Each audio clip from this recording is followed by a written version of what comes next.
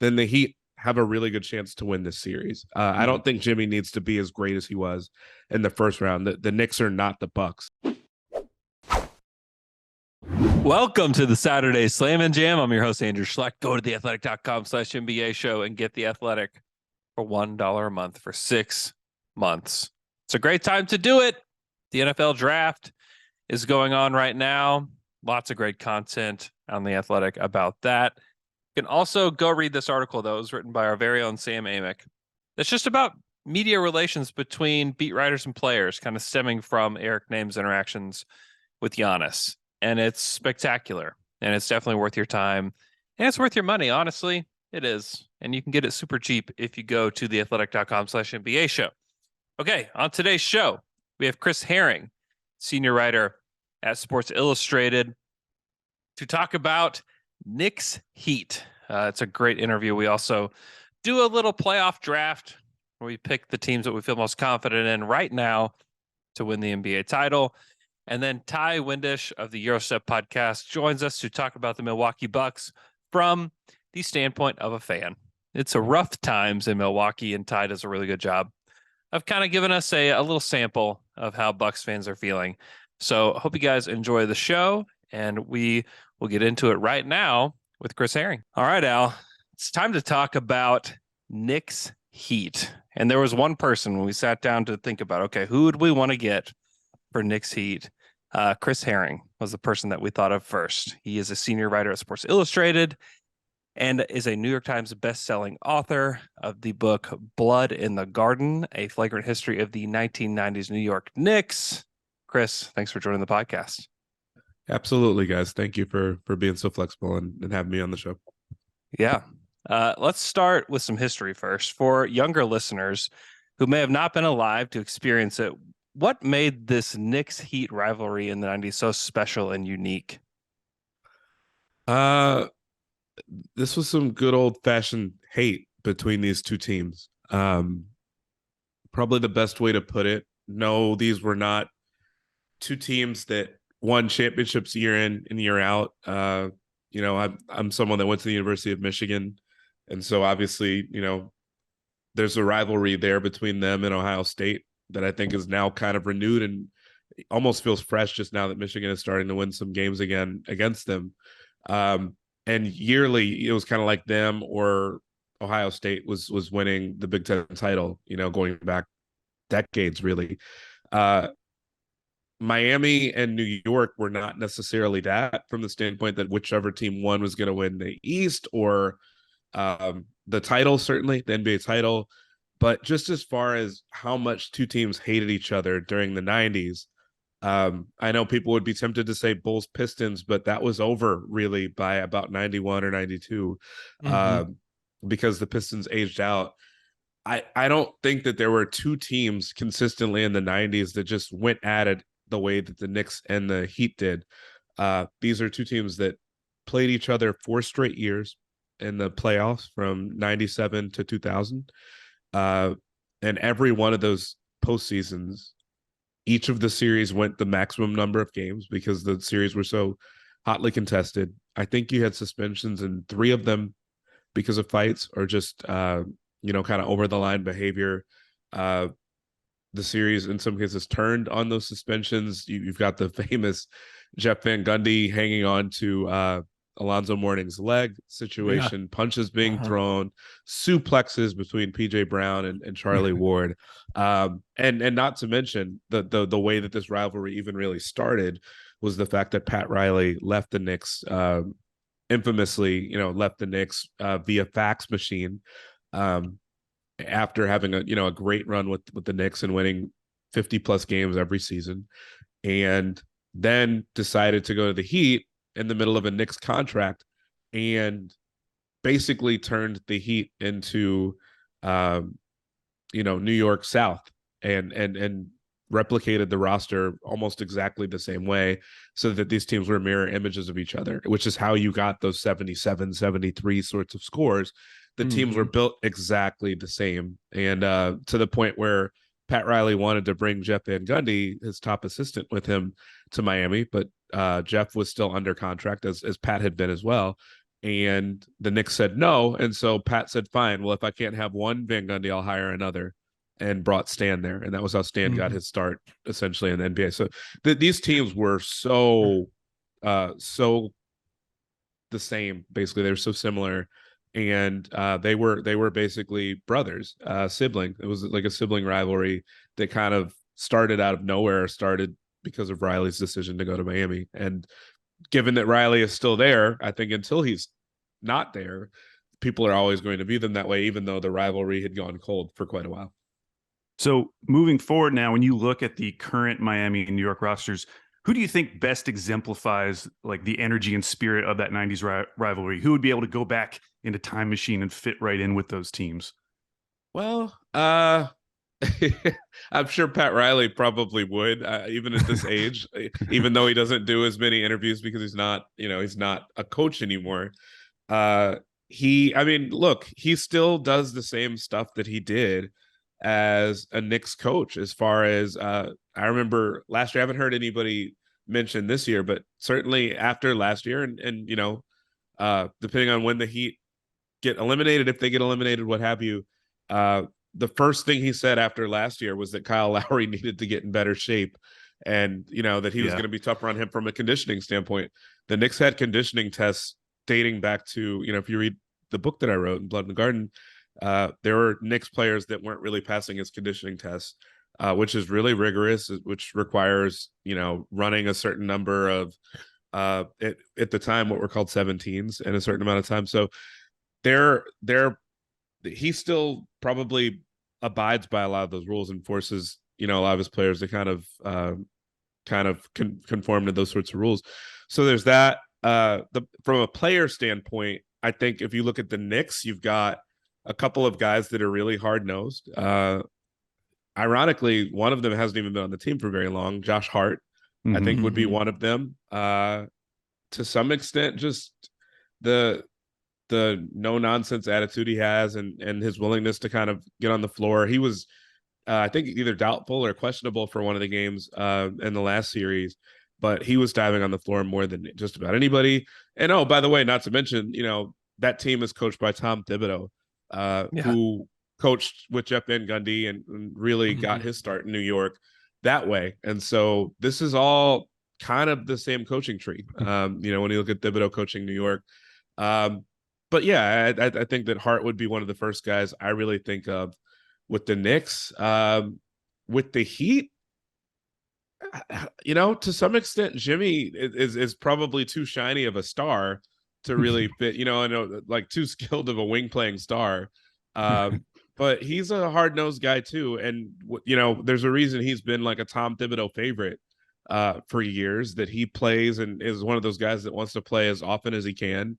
And you roll out there, and if you need 48 minutes from him, he can give you that. Josh Hart said, he was mic'd up the other day and said, like, coach, I could go all 48 if you need me to. And I think the Heat, aside from the fact that you've got someone like Jimmy or Bam, who is a pretty physical guy himself, the Heat are also built with 6 or 7 undrafted guys that just give it really everything they have. And, Udonis Haslem is someone that I think has lasted as long as he has in the league and with the Heat, because of the fact that he embodies a lot of that stuff too. And so I'd have to really give thought to like up and down the roster exactly who it is, but there's still a lot of that lifeblood that flows through the organization. I think the Knicks were missing it for a long time, but when they hired Tom Thibodeau and the fact that you just want a bunch of dogs on your roster, I think that's part of why, even, as a lot of fans were calling for his ouster for a while in New York, why Tom Thibodeau fits so well is that he's not Jeff Van Gundy, but he's Jeff Van Gundy to some extent. And the Heat have had Spoelstra, and Spoelstra has been a favorite of Pat Riley's for a long time now, and is who he essentially handed the job to after he decided to leave coaching, basically. So the lifeblood still flows through these organizations to some extent. So moving on to this year's series, Jimmy Butler had one of the greatest first round series that we've ever seen. And according to Giannis, the Bucks did not make enough adjustments on Jimmy, just sticking with Drew for most of the series. How do you think Tibbs, his former coach, will try to slow down Jimmy Butler? Look, I think that we're going to probably see, and it's funny because I don't think that he loves doing this, just like Pat Riley did not really love the idea of double teaming guys if he didn't have to, but if he's doing what he just did in this last series, I think that you're going to see traps. I think that you're going to see doubles that kind of come late, just to try to force the ball out of Jimmy's hands. In this last series, I want to say that Jimmy made more threes in this last series than he did in like the last 12 or 13 games of the regular season combined. That feels right. That matches the eye test.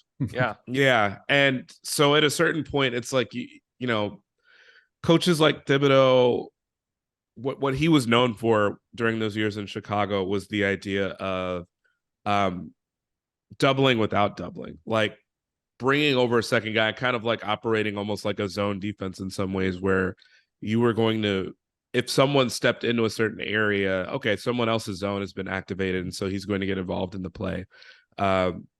And particularly if someone is cooking the way that Jimmy was. So that's what I would expect. I don't think Thibodeau will wait as long or will wait at all, really, from the standpoint of if Jimmy has it going, he's going to throw a second guy, or at least bring up a second guy to force the ball out of Jimmy's hands. And Giannis even said after the series was over, look, Giannis is polite sometimes, and maybe a little bit too polite to be the biggest star on the floor. He said that he wanted to guard Jimmy, of course, but he's not going to go outside of what his coaches asked him to do. And I don't think Thibodeau will have that problem. I don't think he's, especially in light of the fact that they are already giant killers from the standpoint that they just knocked out the Bucks in 5 games. I think that he won't hesitate to throw second, if necessary, even third, or I don't think we saw the Knicks operate with any box and ones, but with the Heat not having Tyler Hero again for this series, and Bam being, a capable jump shooter, but someone that is not always willing to pull the trigger, you could make the argument that would make more sense than just guarding Jimmy straight up. Like a box and one would make more sense than just guarding him straight up if he's going to make 12 or 13 threes through the first 5 games of a series. So one of the big storylines from the Knicks-Cavs series was how dominant the Knicks were on the offensive boards. John Schumann of NBA.com pointed out that the Knicks' offensive rebound rate in the first round, 39.4%, was the highest rate for any team in any series in the last 9 years. How confident are you in Miami's ability to limit the Knicks' second chance opportunities in this series? I mean, let's be honest here. Miami is not necessarily the biggest team. Yeah. And not, I think they've got some physicality, but they're not. I mean, even when they're totally healthy, they're not. They're just a team that has a bunch of guys that are, they play hard. So I will give them that. They've got a lot of guys that have been in the system and play really hard. But Tyler Hero being out, you replace him kind of with Duncan Robinson, sort of. But it's a team that is, particularly if you spread them out. And I think, at least from where Miami sits, they're probably looking at it like, well, at least we don't have to guard against Giannis in this series. And at least the Knicks are not the same necessarily as a Bucks team that can really spread the floor as much as they do. So maybe Miami can stay home a little bit more and not be quite as beat up from an offensive rebounding standpoint. It'll be interesting too, if they're able to contain Brunson a little bit better than Cleveland was, then they won't have necessarily the exact same problems from that standpoint either. Cleveland just really, really struggled. They were throwing a second guy and bringing up a second guy to guard Brunson. And so when he would pull up to shoot, or sometimes when he even got all the way to the basket, or RJ Barrett got all the way to the basket, you would see repeatedly Evan Mobley and Jared Allen kind of converge and then be out of position as they were trying to stop a shot from going down at the basket. So they'd go flying, under the stanchion or, under the basket. And then Mitchell Robinson was just flying out of nowhere to get the rebound, pretty much uncontested. Miami might have a little bit more success with that. You would hope that they will if you're the Heat, just based on the fact that it's a little bit different, again, guarding somebody like Brunson or Barrett or something like that, as opposed to Giannis, who is so strong and so fast and so physical. So from that standpoint, Miami might feel a little bit better. But we'll see what happens. The Knicks are still very physical. We will. I think one of the bigger questions that you haven't asked just yet is the Randall question. Randall, even coming off the ankle injury that he was, certainly at the beginning of the series was really pushing around Evan Mobley. Now, Evan Mobley is not the heaviest guy and still kind of getting used to NBA physicality, certainly playoff physicality. I would expect that the Heat would, even though they, are a bunch of ragtag guys to some extent, I would imagine that they are used to playoff physicality and can maybe adjust to it better. They're coming off a series against the Bucks, who can play physically as well. And they won that series handily. So I would expect Miami will deal with that physicality better than Cleveland did. But we'll have to see. Even if the Knicks are not quite as effective on the offensive glass, they don't have to be that effective to win a series against the Heat. They don't have to rebound 40% of their misses to be effective. But we'll see. Mitchell Robinson is capable of doing work against this roster as well. Yeah, you mentioned Randall. How critical is it that they have like the all-star form of Julius Randle to win this series? I mean, look, I know he has struggled a little bit. He looked like he was just starting to put it together in game 5 against the Cavs right before he got hurt. Thibodeau mentioned at one point during the series, he's playing as hard as he can. People forget he's coming off the ankle injury and then he re-aggravates it. So I'm hopeful that he's able to go for the Knicks in the first game or two. We'll have to see whether he is. I wouldn't be surprised if he's not. And there is something to be said for the idea of make sure that you get the right version of him as opposed to just rolling him back out there so that this doesn't happen again. Because, I think straight up this series, it's anybody's series. I think the Knicks could obviously win it. But if you feel that way and you feel strongly about that, then it makes more sense to have Julius ready to play, not just this round, but the next round as well. He's critical. I mean, he is one of the few guys that is used to isolating as much as he does. Him and Brunson being those two guys, the Knicks are one of the most ISO heavy offenses. I think the beauty in it for the Knicks is that they just saw that they can win if he's not playing well or if he's not playing at all. They played that whole second half without him. In game 5, they played the last 2 games of the series without Quentin Grimes. So the Knicks are capable. It will be interesting to see whether Grimes can go. I think it gives them an extra body to throw at someone like Butler, and doesn't require someone like Josh Hart to play 45 or 46 minutes or whatever he played in the last game or two. But no, Randall is massive in the series, and not just whether he plays, but is he playing the right way? The Heat are very good at times defensively. They started the season slowly, but they utilize zone more than anybody in the league. Kind of getting back to some of the stuff we were saying about Thibodeau, that the Heat are very unique in that way and will run zone, upwards of 20% of the time during a game. And so they're going to force the Knicks to prove that they can hit shots. Randall gets himself into trouble sometimes when he's not trusting the pass, or particularly when he's doubled and stuff like that. And so this is a team that will make you pay for that, will force you into turnovers if you hold the ball too long, if you go right into the teeth of the defense, you're going into zones where there's more guys to help. So I'm curious. There are places where the Knicks can take advantage. Again, Duncan Robinson has been seeing more playing time since the Tyler Hero injury. So there are certain guys sometimes that you can attack. Lowry is getting older, although he's a bulldog defensively, and still has that reputation to some extent. So there are guys that you can try to take advantage of. It'll be interesting to see how well Brunson and assuming he's able to play at some point during the series, Randall will take advantage of that. Okay, Chris, it is time for the lightning round. I have a few quick hitter questions about the series. First, who is the role player on either team most likely to have a game named after them, a la the PJ Brown game? So are you asking who's most likely because they're going to start a fight? No, like okay. Sorry. When I'm talking about the PJ Brown game, I'm thinking of the 2008 game against the Cavs when he played for the Celtics. Yes, got you. I'm sorry. Yeah, you said PJ Brown. There are multiple. Someone's going to flip somebody over. Yeah, there's a lot of things you can say about PJ Brown. Yeah, exactly. Yeah, God bless PJ Brown. although a lot of Knicks fans would probably not use that phrase that I just used. They'd probably say God something PJ Brown, but not God bless. Yeah. So I'll go back to Hart for the Knicks. Just because he's not even like a full-time starter. He was filling in for Grimes, but obviously was no worse than maybe the third or maybe fourth biggest player in that first round for them. I think Barrett also has potential to be massive. The series really shifted when he turned it on in the middle of it, as opposed to being really brutal to start the series. And I'll go with Bam. He's not a role player by any means, but he's a second star, and I think that frankly,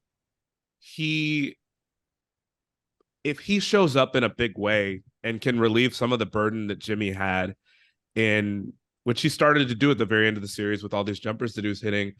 If Jimmy is even 2/3 of what he was in this last round, and Bam plays up to his potential and limits to some extent what the Knicks are able to do on the offensive glass and stuff like that, then the Heat have a really good chance to win this series. I don't think Jimmy needs to be as great as he was in the first round. The Knicks are not the Bucks.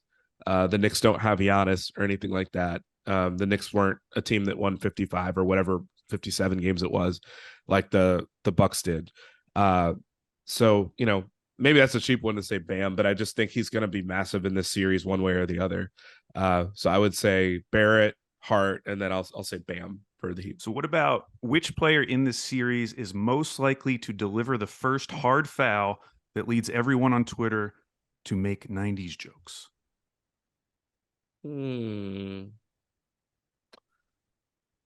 That's a good question. Start showing the Van Gundy video on the broadcast. Yeah. For these teams to be physical, I don't necessarily think of either team having a guy that like fouls someone inappropriately hard. Yeah. I don't know. It's actually a really good question. I'd have to sit with that.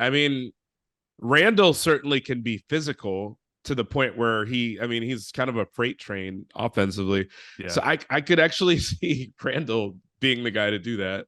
But not because he's just like throwing guys out of the sky or anything. I think sometimes because he's influencing the play from an offensive standpoint, just either an elbow or shoulder or something like that. And right. Takes guys a minute to shake off. I remember looking up for a recent story I was working on. Giannis, I wanted to write about, in the first round, we had multiple fouls that were kind of guys trying to draw charges. And Kevin Love him and Lowry are both guys that always are close to the league lead in terms of how many charges they draw. So I wanted to see how many guys, the guys that are at the top of the league in terms of how many charges they get called for. And Giannis had, I think, 147 over the last 5 years. And then Randall had the second most, and Randall had like 84. So Randall's not Giannis, but Randall impacts a lot of physicality, influences a lot of physicality. And when you draw that many fouls like that, you're a risk to hurt guys. And Randall is certainly a guy that can do that. And so I'd say Randall, but not because he's defensive fouling anybody. It'd be just because he might knock someone's head off if he gets an open runway, if he can even play. So we'll see. But he's capable, certainly. So final question of the lightning round. If both coaches could go back in time to the 90s and bring back one player from their respective teams to play in this series, who would each coach choose? Man, these are good questions and ones that I've never thought about. One player. I'm trying to pick someone that has enough shooting, but also, so maybe Starks would have like that hot-headedness and, certainly not a Miami Heat favorite. He flipped off the crowd one year in a pretty infamous back page of the, New York Post and New York Daily News photo. But he could shoot. Obviously he was streaky enough to go 2 for 18 in a finals game and 0 for 11 in a game 7 as well. So that was why I had hesitation in picking him, but he knows what it is to be in big games and to play against the Heat and how much hatred you're supposed to have. For Miami, in light of what we're talking about with needing to keep the Knicks off the offensive glass, Alonzo Mourning, but he's he's got warts as far as those big games in that Knicks Heat series are concerned too. He got suspended for fighting against Larry Johnson one year, a former teammate of his. That I think that there's even maybe beef history videos about in terms of them starting with the Charlotte Hornets and maybe a little bit of jealousy between the two of them, and then kind of coming to fisticuffs in was that I guess 98 where and the play that influenced the fight that influenced the Van Gundy dragging on to Alonzo Mourning's leg. So you would take him from a standpoint of trying to keep the Knicks off the glass and just the physicality that was required for the series, but also a hell of an offensive and defensive player as well. Someone that still works for the Heat and will be at those games anyway. So just bringing him out of the crowd. I know that John Starks was in the crowd at the Knicks game and kind of dapping up Jalen Brunson on an and one. So they'll be in near proximity anyway. So if they needed to suit up, I guess they'll be around. Okay, Chris, what's your pick for Knicks Heat? It would be so helpful to know if Randall is going to go and if he's healthy. I think I like the Knicks here, though. I really do. I mean, I'm still stunned, to be honest with you, that Miami did as well as they did offensively with no Tyler Hero, but we saw how much that required of Jimmy for them to accomplish that. The Knicks are capable defensively. They're good when they're activated, and they have been so far. They looked really good against a team that had multiple all-stars or, multiple all-star caliber players and multiple, all-star caliber offensive stars, and Garland and Donovan Mitchell. And obviously Mobley, I think, will be a perennial all-star for years to come pretty soon. I think the Knicks are more capable shorthanded, even if Randall isn't playing, than the Heat are in this series. I think that the Knicks will have better ways and better coaching, quite frankly, to be able to take advantage of the fact that the Heat don't have as much scoring as they otherwise would if Hero were there. I think they've got maybe potentially more ways to punish the idea of the rotation that Miami will be forced to roll out. So I'm going to take the Knicks. I'll take them in 7, just because without knowing whether Randall is there, and also the fact that, I always kind of trust the Heat to make a run of it. Even if the Knicks were to take a 2-1 or 2-0, 3-1 lead, I would still expect the Heat to really make a run of it and make it competitive. So I'll take the Knicks in 7. Well, Chris, thank you so much for answering all our questions about Knicks Heat. Before we end, however, we wanted to get an idea of how we're all feeling about teams right now, who we think is most likely to win the championship based on what we know right now. So this is a quick 3-round snake draft where we can choose any of the remaining 10 teams in the playoffs. We're recording on Friday, so some of these teams might not be in the playoffs by the time this is released. Chris, because you're our guest, you can choose which draft spot you'd like to start in. So obviously, if you're in the 3rd spot, you would get the 3rd and 4th picks. But if you're really confident, you could start with the 1st pick. What would you like? I'll take the 3rd pick and then also take the 4th, because I don't even know who I would pick first right now anyway. Yeah, I agree. I don't feel strongly about anybody right now. So it'll give me a chance to see you guys pick, and then maybe, make my first pick look less ridiculous because of that. So why don't you guys take 1 and 2? That's very smart. Andrew, you got one last week. What would you like this week? I'd like for you to pick first, Alex. Man. What kind of draft is this that none of us want to go first? I knew Andrew was going to. This is the Anthony Bennett draft, okay? This is the Anthony Bennett draft. Nobody wants number 1, okay? Oh, give me boy. Oladipo. Oh, that's funny. Okay, I think, man, I think I'm going to stick with Boston. Okay, but I will admit that the way they performed in the last couple of games against the Hawks is giving me significant pause. Yes, exactly. But that was my thought too. Because of the concerns about Embiid's health, the way James Harden played in the 1st round, the fact that the Bucks have been knocked out, I still feel like that's my best bet, just because there are multiple teams in the West that I would potentially choose. That's probably a good pick. I mean, it's just no one wants to be the one to bet the farm on them with how they just struggled at times during that series. They could have easily lost last night had it not been for the late run they went on.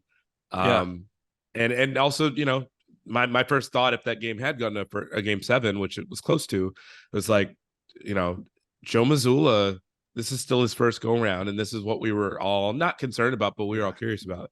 So it's probably still a good pick. And look, could you have imagined not being sure about who you would have coming out of the East if Milwaukee got knocked out in round one by an 8th seed? Like Boston should be an obvious pick here, just as far as like feeling better about them than anybody else out west. Phoenix did not look great either, taking out the Clippers. So I think Boston probably is the smartest number one pick, but I didn't want to be the one to have to pick them either. So I understand. Okay, Andrew, you got the second pick. Who are you taking? I would say equally hard. Yeah, I think I'll take Phoenix, just because their top end talent is, if they're all rolling, they're gonna be unbeatable. But they're gonna need some Torrey Craig threes to fall for this to work. But I still like Phoenix. Yeah, and I love what Monty Williams was saying in his press conference yesterday, or in the scrum, talking about how many different defenses they saw having to play the Clippers and how much that series helped them prepare just by getting to see different looks. So even though they did look shaky at parts in that series, maybe, now we're going to see like the full Phoenix Suns in the second round. Okay, Chris, you get 2 picks in a row, third and fourth picks. I'm feeling better about this now, because I'll admit that the reason I didn't want pick number 1 is that I feel like there's too much potential to almost mess it up. But I think with 3 and 4, I'm going to feel decent. I'll take Philly for pick 3. Okay. Because all the stuff we're saying about Boston and the fact that, I'm not going to say they're right for the picking, but they didn't look great in the series. Maybe it was a good wake-up call for them.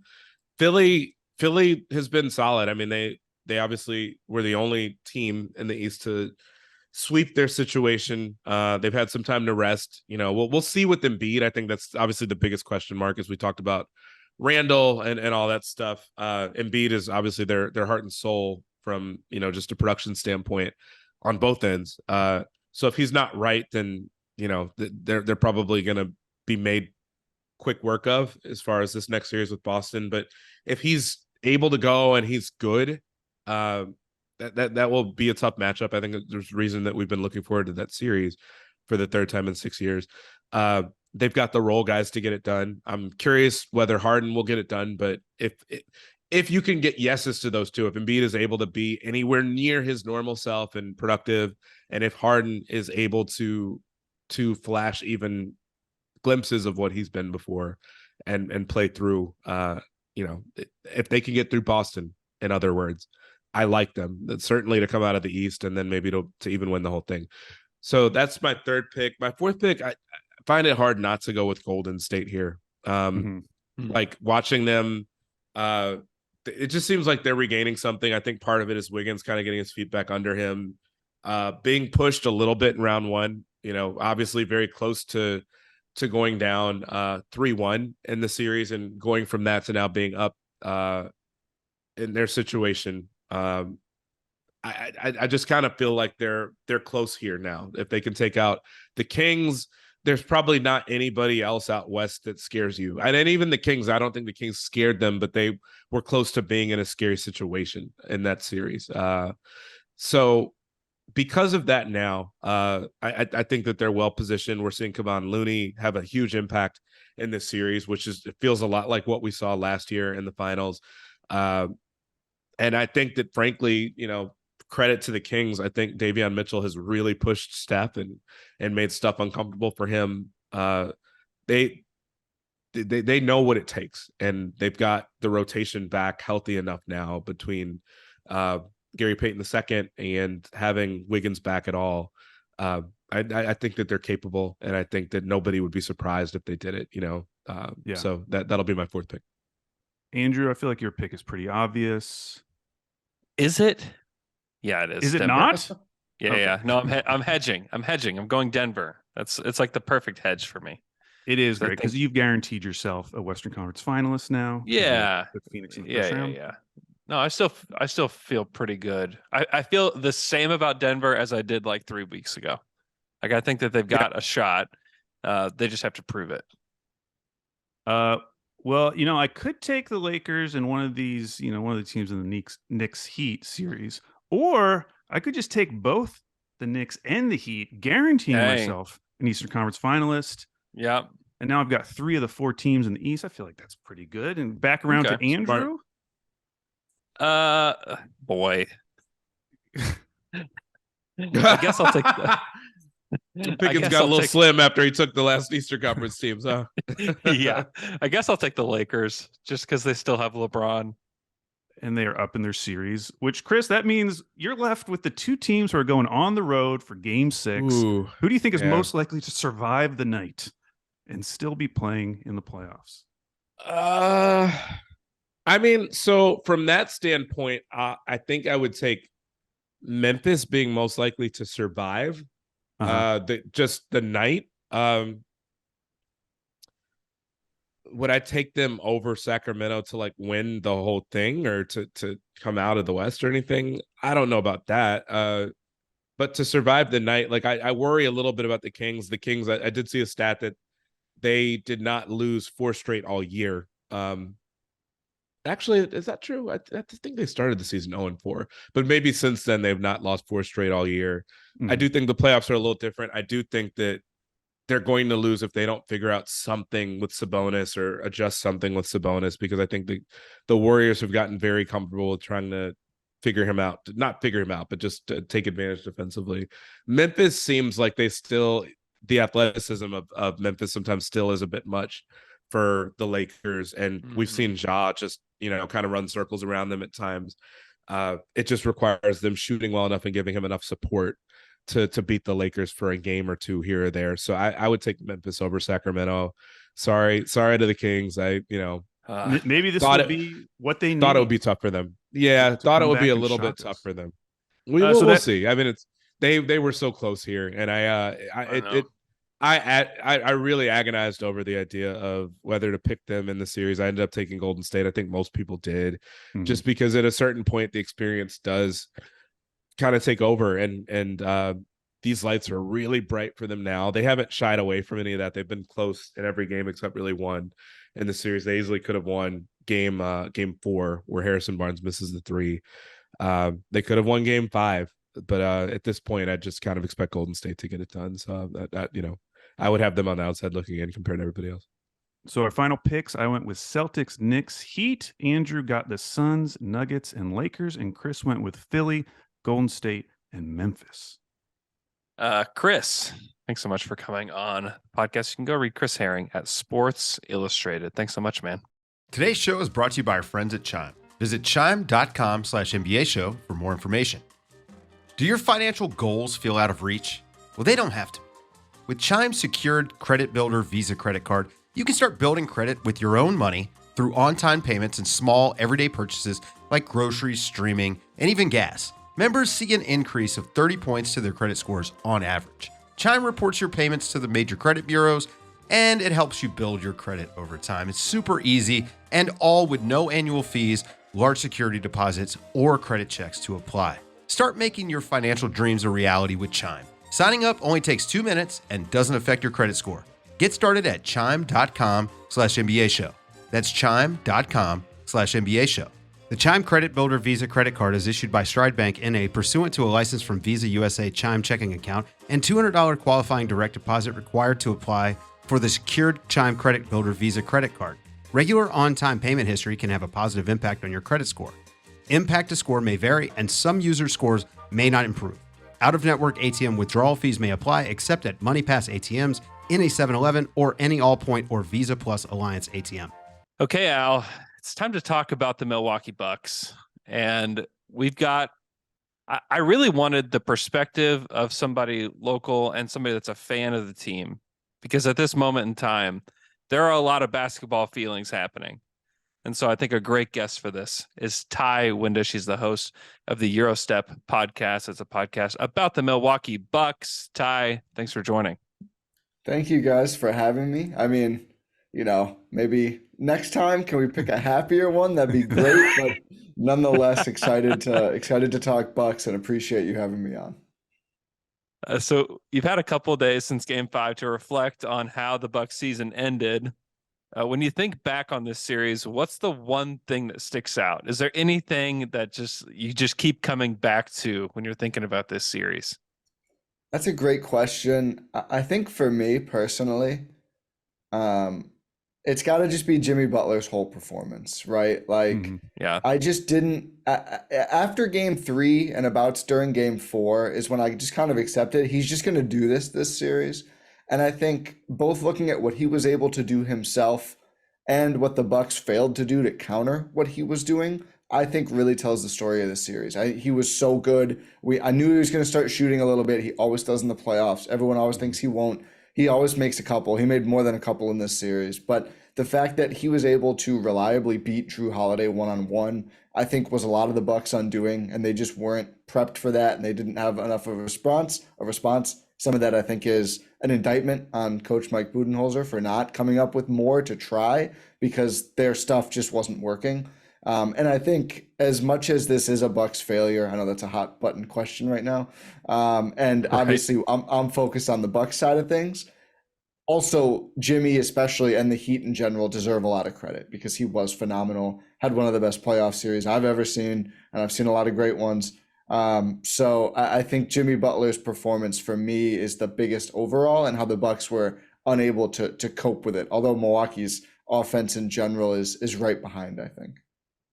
So, as you well know, this team was the number 1 seed, 158 games, had Giannis. I'm assuming you were feeling pretty confident going into the playoffs, but now that you can look back on the season, knowing what happened, were there any red flags about this team in hindsight, or was this a pure surprise for Bucks fans? Yeah, I think there were. I think Bucks fans a lot would point out the lack of signature wins, and that was something they were worried Mhm. about.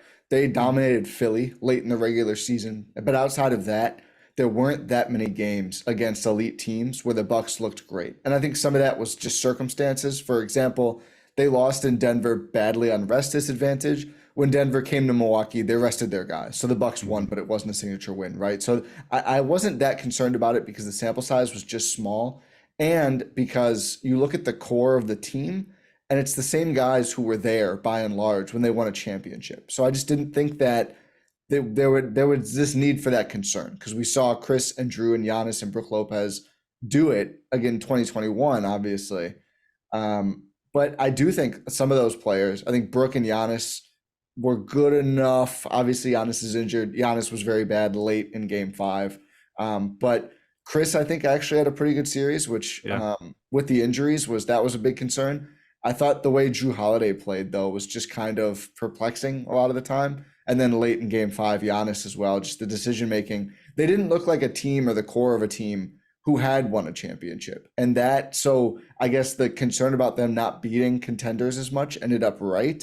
But I just still kind of wonder how we got here after we had seen them do that before. It's really, it's a sound loss. It clearly they need to change things and whatever that may be exactly. But I'm still a little perplexed, honestly, that this just flipped and this just went so bad for them. Your lead in, I said sweep, right? Like I thought it was going to be 4 or 5 games for the Bucks, and it ends up 5 games for Miami. So I think even with the context of Giannis's injury and that kind of thing, it's still like a perplexing, and they need to reflect, they need to make changes because this shouldn't be possible even with the context for Milwaukee in the series. Mm-hmm. So Mike Budenholzer caught a lot of heat in this series, especially for not using his timeouts at the end of game 5. What are your thoughts on Bud's role in this series and how that should or will affect his future with the team? Yeah, I mean, anytime the Bucks lose, literally any game, Bucks Twitter is going to say, it's Bud's fault for sure. It's Bud still drop defense, everything else. Even if they switch half the game, it always ends up that way. I did think this series, though, he didn't do a good job. I think there's 2 different things going on. There's the Bud stuff that he always does that is frustrating to fans and sometimes analysts, but it's a philosophy decision. Not calling the timeout at the end of overtime, which a lot of people are upset about, that is something they do. Like they like to flow against a non-set defense. They like that advantage. I wasn't even that upset about that. Maybe you can call it when there's 2 seconds left and Grayson Allen has the pun intended deer in headlights look at the top of the key. He should have never touched the ball in that situation. But the idea of we'll let Chris and Giannis go and create against a non-set defense, whatever. Even if you disagree, that is just a decision, right? Not doubling more is something that they usually do. That kind of thing. Again, I think by games 4 or 5, you just have to throw that out and try more. But I digress. Not calling the timeout at the end of the fourth quarter, though, that's just malpractice. I mean, there's 0.5 or 6 seconds left. You have a shot. I mean, there's no offensive goaltending in an out of bounds play like that. You can have Chris Middleton basically shoot for the rim and Brook Lopez drop it in. And if it works, you win the game. If it doesn't work, there's no negative repercussion. There's no reason to not do that. And his answer after the game basically being, we should have and we didn't. It's just not good enough in that moment. I mean, the way the Bucks looked, does it look like if they had won game 5, they're going to bounce back and win a championship? Maybe not, but that's still better than being eliminated. They still just needed to be better. So I think a combination of, the lack of offensive specific plays, the play random thing, they like to just flow into actions. They like to trust their primaries. A mix of their primaries just not being good enough, and that system it makes them prone to those runs. And we saw that at the end of game 4 and 5. They let Drew and Chris and Giannis try to do all this. They don't set up plays. The offense gets gummed down. Bud doesn't call timeouts in those situations. Bud didn't really call timeouts at all in game 5. And that leads to Miami going on this huge run to come back and win the game. So I do think that while maybe in some sense he's a little misunderstood as a coach, a little bit, I also think his shortcomings were magnified and he made additional mistakes. And I think it would be really hard to justify bringing him back because these are similar mistakes that have cost the Bucks in other postseasons. I think they need an offensive-minded head coach to get the most out of this team. Even if there's some changes to the roster, I just think we've seen them be good enough defensively. They just need to be better offensively, and I don't know if you can trust Bud to do that after these last 4 postseason runs, or 5. Are there names floating around about who does Bucks Twitter want to be the next head coach if Bud does indeed get fired? There's one. I think it's just like a shiny toy thing because he's newly available. Nick Nurse, they're excited about. Sure. I yelled about it on the pod, not even as like a tactical thing. Just I don't know why the fact that he has his own branded hats bothers me. I don't know what it is about it, but I just don't. Yeah. But I did say if he's the coach and they win a title, I'll buy the hat. So I'm full of it if it works.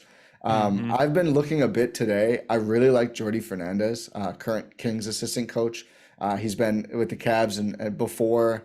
Really seems like a gifted offensive mind and is doing some help defensively actually right now with the Kings, who they're not a great defensive team, but they're defending the Warriors pretty well in the games that really matter. So I'd be interested in that. But truthfully, I'm not tied to any specific name. I just want a good process where they interview several candidates and find one that they're convinced can unlock Giannis more offensively. So, I mean, it may sound ridiculous. He had 30 and 20 or whatever in game 5, but the offense just gets gummed down too much and it shouldn't. And I actually think Giannis may be underrated offensively because of the system that he's been playing in. And I would just love for him to be unlocked more and, bully matchups more, get him moving on and off ball more, get everything else moving more. I think this team could be much better offensively in the playoffs. So, whether it's Fernandez or Nurse or someone else, I really just want someone who's got a vision of a revamped offense for Milwaukee. I think that's their number one important thing in terms of a coaching hire this summer. If they make one, of course. Yeah, I was going to say, looking ahead this summer, they have big decisions to make even if they keep Bud. Chris Middleton as player option, Brook Lopez, Wes Matthews, Joe Ingles, Jay Crowder, all will be free agents. What are Bucks fans' expectations for the summer? Like, do you think that running it back is the most likely scenario, or are you expecting a more volatile summer?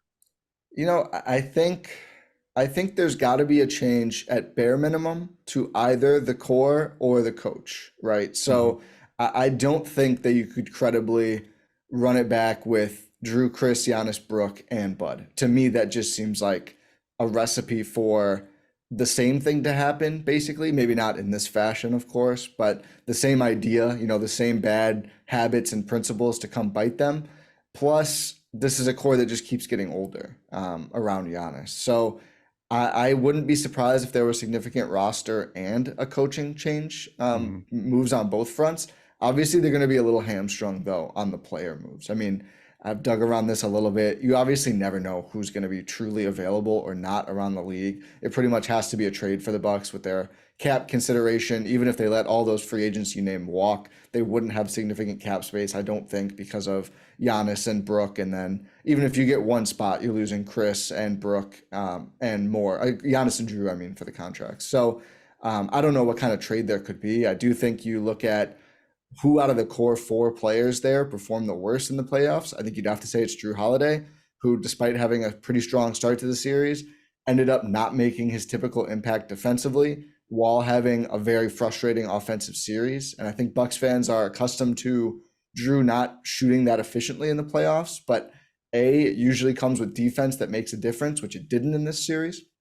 And B, the volume of bad shots was really, it's not that Drew was taking great shots and they weren't going in. There were times when it felt like his poor decision and missed shots were really like enabling Miami to make those runs. So again, who knows who could be available, what teams would have interest in a potential Drew Holiday trade. But I do think it's pretty likely they end up bringing Chris back. This is my personal take on it. I've always thought he would opt in after the season he had. Maybe he was good enough in the playoffs that he could opt out and still get a pretty good contract. But I just think between the bird rights, the lack of cap space, that makes the most sense. I hope they figure out something with Brook, who continues to play at an elite level at age 35. If both of those players are interested in maybe getting a little less than fair market in year 1, but getting more years to stay with the Bucks, I would be very much on board with that. I do think they need to add some sort of dynamism ball handler. I don't know how. That's the difficult part. Whether that's internal improvement or finding someone who's available. I mean, I think they tried this with Ingles, just wasn't able to play enough, and they didn't frustratingly put him on ball enough. I think that would have helped them too. But of course, you don't want to rely too much on Joe Ingles at this point in his career either. So to the boring answer is who knows who's going to be available, but I do think they're going to be pretty active. I think the last time they were in a situation like this was the bubble, and they kind of justified not keeping Bud as this was such a unique outlier situation for us, and it really threw off our whole team. But they did trade for Drew Holiday after that. So even their stasis was a huge move. I do think we're going to see some roster move and a coaching change at this point. But, the Bucks operate differently than a lot of teams, I think. So even if the Bucks mostly run it back, their options to add talent will be very limited. Yeah. I wanted to ask you about Marjon Beauchamp. Outside of two-way guys, he's the only player on the Bucks roster younger than 27. What are your thoughts on his rookie season, and how likely is it that he'll have an increased role next year? I think it's very likely. I think in looking at Marjon's rookie year, I almost evaluated it like you would look at a draft prospect still, because he wasn't a regular rotational player outside of the first 20 or so games when the wing rotation was really decimated due to a series of injuries. And that's really what I expected. I mean, coming into the season, obviously you have Chris Middleton up there. Giannis, you could say, plays the wing, although he really just plays Giannis. But Wes Matthews, Joe Ingles, Pat Connaughton, Grayson Allen, eventually Jay Crowder. They just had so many of these veteran wing players, and they were going for a championship. So Beauchamp wasn't going to be playing 25 minutes a night all season. I thought the traits, though, were really intriguing. I mean, he's more athletic than anyone on the roster not named Antetokounmpo by far. He's got some dribble off the bounce. He's got an intriguing catch and shoot look. He wasn't able to put it all together yet, but I do think as a player, he's very intriguing. And I think the Bucks kind of have to make the decision before the season even starts. Like, is this going to be someone that we rely on to play next year, or is this going to be a trade chip? I do think they need to just make that decision and proceed with it. They don't have many picks. I think they have 1 first they can trade this summer and a few seconds. Obviously, he's their only young talent on the roster. So if you're looking to give a team future assets that it's looking for, Beauchamp might need to be included. If they really believe in him, though, and this could factor into running it back more with the roster, what they want to do with Beauchamp specifically, I think he should play a lot next year. I think you kind of just have to take the training wheels off and try and rely on him more and get a better idea. I'm excited about the traits that I've seen. I don't know how ready he's going to be, but I do still really like that pick and think that he could be a big factor next season. Although you never want to put too high expectations on someone that you haven't seen, be a real rotational player for a full season yet. He's got a very exciting mix of skills, especially for this Bucks team that really needs more off the dribble juice and just more dynamism and athleticism in general. I mean, you would see fast breaks where he beats both teams down the floor, and sometimes the Bucks weren't even fast enough to get him the ball just because they're not used to playing with someone like this on their team. Mm-hmm. So really excited to see if he is retained, hopefully. Excited to see what he can do next season, and do think there'll be more of a role as some of these other wing players kind of age out of their spots or are priced out of the Bucks rotation. Today's show is brought to you by our friends at First Leaf. Head over to tryfirstleaf.com/NBA show and save 50% on your first 6 bottles. I love this time of year.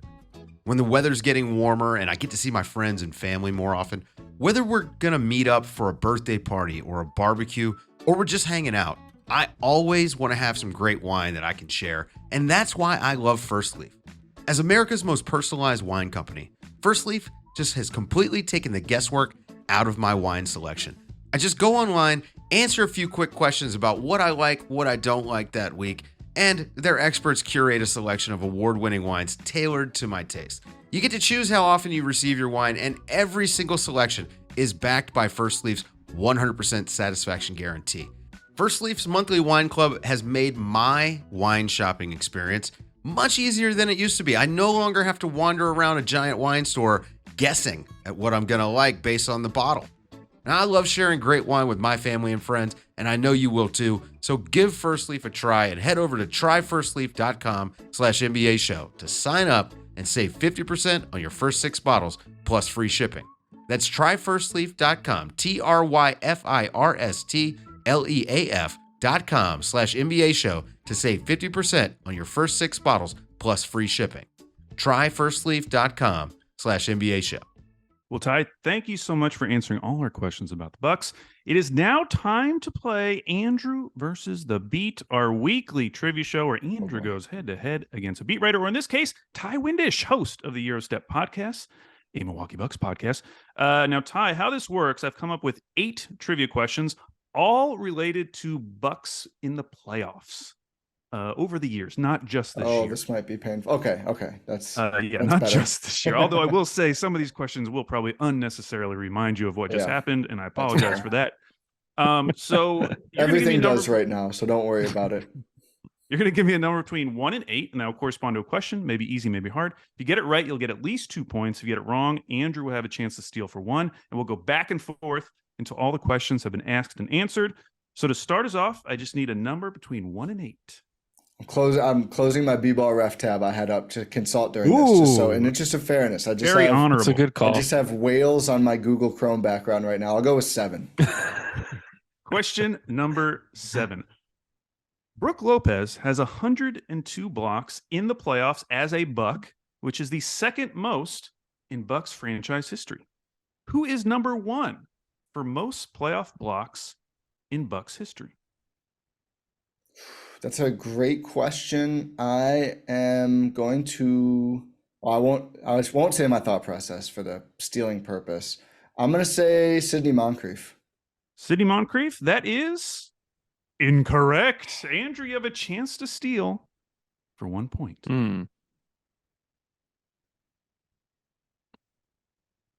I have no idea. I don't think Kareem played long enough for the Bucks for him to be that. Is it dumb to say Giannis? I'll just say Giannis. Andrew, it is not dumb. I thought I might trick you guys. It is Giannis who has 105 blocks. I think Kareem might have been it, but they didn't track him when he was they first probably a weren't Buck. tracking him. They didn't track him I at think first. he Got robbed on a lot of stats. Oh, that's right. That's right. Yeah. Okay, Andrew, the board is yours. You have a point. Number 1. Question number 1. Let's see here. In the final 2 games of this year's first round series, Jimmy Butler scored 98 total points against the Bucks. That is the most points ever scored against the Bucks in 2 consecutive playoff games, beating the record set by this player who scored 90 in 2 games against the Bucks on his way to an NBA Finals appearance. Who is it? On his way to an NBA Finals appearance. On his way to an NBA Finals appearance. So, they played the Bucks in the playoffs. Then they ended up going to the finals. Okay. Oh, that's a good question, Al. I've got 2 names, so I just need you to say one of them and be wrong, and then I can forget about my answer. That's all you have to do. At this point, I would feel pretty lucky just to say one of the names that's in your head right now.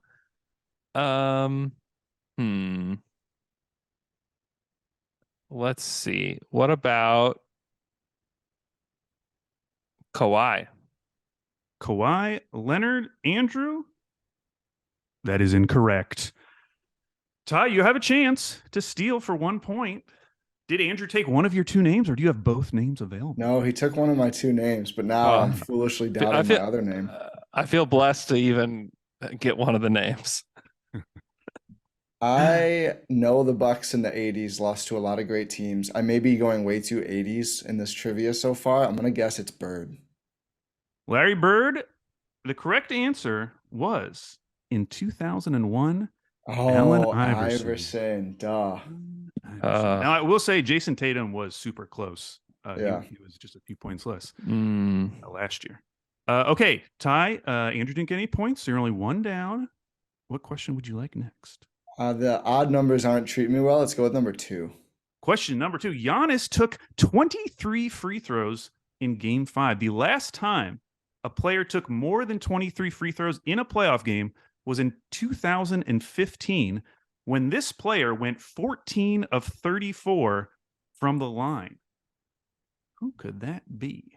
What was the year? 2015. Andre Drummond. Andre Drummond, that is incorrect. Andrew, you have a chance to steal. 15. 2015. This is in the playoffs?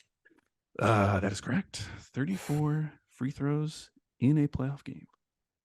Wow. 2015. 2015. 8 years ago. Hmm. Any guesses, Andrew? I'm completely blanking. So I don't necessarily have a good guess here. I'm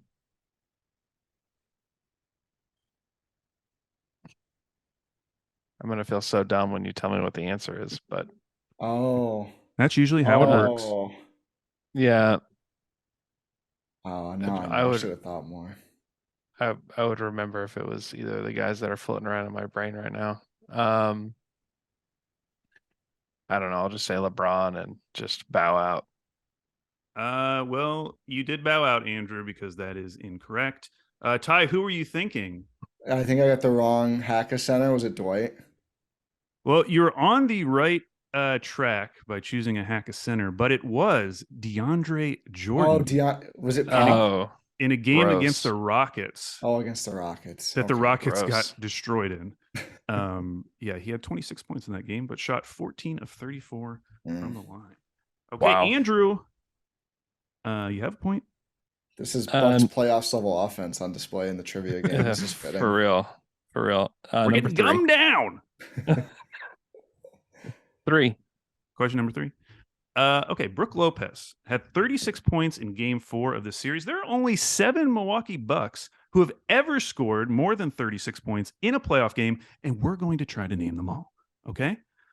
So how this works, Andrew will give me a name, then Ty will give me a name. We'll go back and forth till one of you stumbles. So these are Milwaukee Bucks who have scored more than 36 points in a playoff game.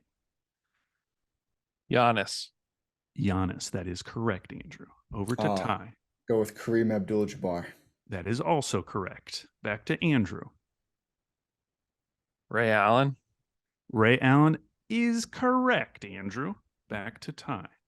Chris Middleton. Chris Middleton. You guys got the first 4 names on my list. Back to Andrew. 3 names left. Oh boy. Drew Holiday. Drew Holiday, Andrew. That is incorrect. Ouch. The point goes to Ty. The other names, Ty, did you have any other names you were thinking about? Is Marcus Johnson on there? He is not. He actually scored Oh. 36. He did Oh. not score more than 36. Wow. Ooh, that would have been a tough That one. would've- that Michael would've been Redd tough. was the other one that I thought you might get. Uh, And then okay. Terry Cummings and Alvin Robertson were the 2 Okay. older guys. Hmm. We have I a probably would have thrilling. guessed Dandridge too, so I'm glad I didn't have to go anymore. We have a thrilling 1-1 tie with only 4 questions remaining. Ty, where would you like to go next? Let's go with number 5. Question number 5. The last time Milwaukee lost in 5 games in the first round was the 2005-2006 playoffs when they lost in 5 to the Detroit Pistons. Who led the Bucks in total rebounds that season? So this is the 05-06 Bucks.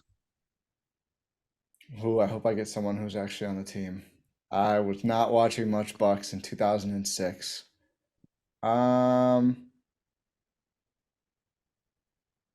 Milwaukee Bucks leader in total rebounds 05-06 season. Oh, was it Andrew Bogut? Andrew Bogut.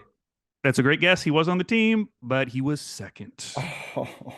Andrew. Oh my gosh, that was my guess. Can you think of any was- more Bucks from the 05-06 team? Oh. I think Dan Gadzurek was on that team, and Okay. he was big. It's the only other big man I can think of that was like in that era. Well, he may have been on team. I have no idea. The correct answer was Jamal McGlure. Oh, McGlure.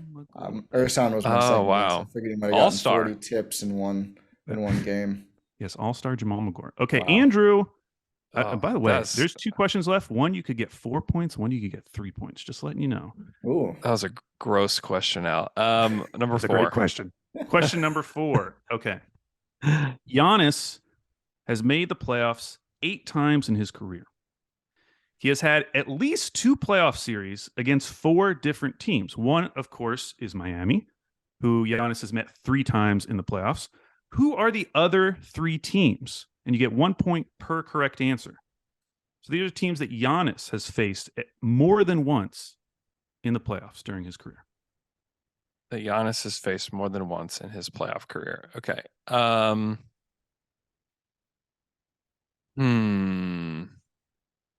Is the Raptors?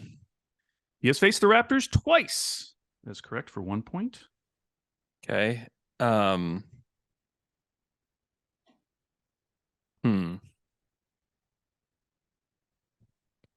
to think. I'll give you a hint. It is Eastern Conference teams. I know. If that I helps know, you at man. all. I know.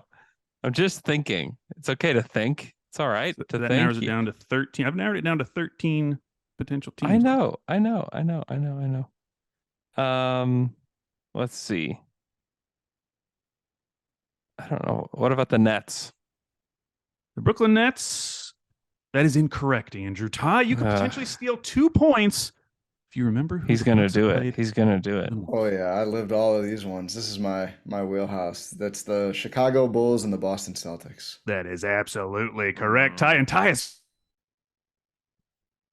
2 with 2 questions left. And Ty, you have control of the board. We have 2 questions, 6 and 8. Let's go with 8. Question number 8. This was the Bucks' 7th consecutive playoff appearance. They are one of only 5 teams in the NBA with at least 5 consecutive playoff appearances. How many of the other 4 can you name? And you get 1 point per correct answer. These are current NBA teams who are currently involved in at least a streak of 5 consecutive playoff appearances. I know Boston has done it. That is correct. I know Philadelphia has done it. That is correct. I believe at least 5 straight. Yes. Phoenix. That is incorrect. Andrew, you could Oh. steal 2 points here. You could bring it back to a 1-point game. You can get these 5 2 teams. straight. Oh, the bubble, of course. Denver. Andrew, that is correct. For Yeah. 1 point, can you get the final team? Oh, this is tricky because you have teams like the Clippers who are not that, and you also have the Warriors who had like the 1 year. Yeah, the They just play-in stunk. kind of screws with your brain a little bit. Where they just stunk. 5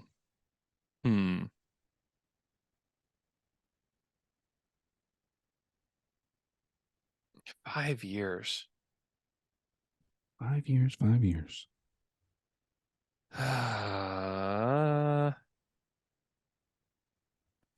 Gosh, I don't know. You can throw out a Um, random team.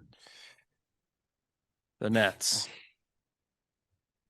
Andrew, the Nets is correct. Oh, for yes. 1 point, which brings us to our final question, Okay. which will decide who wins this week on Andrew versus the Beat. drama. Andrew, this question is to you. Mm-hmm.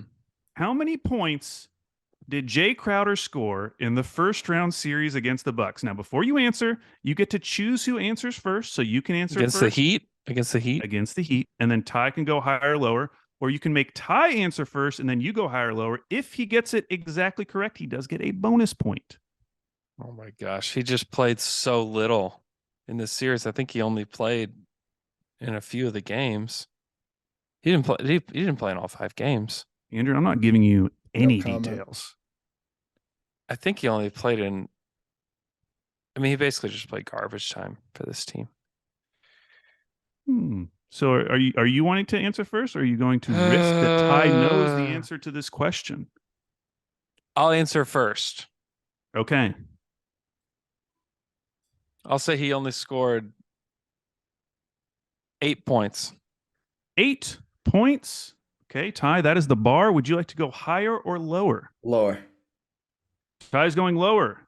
Jay Crowder in the first round series against the Miami Heat scored 7 points, which means Ty is our winner. Yes. You gotta be kidding me. I knew it was 5, 6, or 7. He played parts of 3 games and then 19 seconds in game 5. Not a lot. And he missed so many shots at the basket. Oh, I knew it was between 5 and 7. Oh, that's painful. That is it's painful for me too, but at least I got a trivia win out of it. 5 second round picks for 7 points.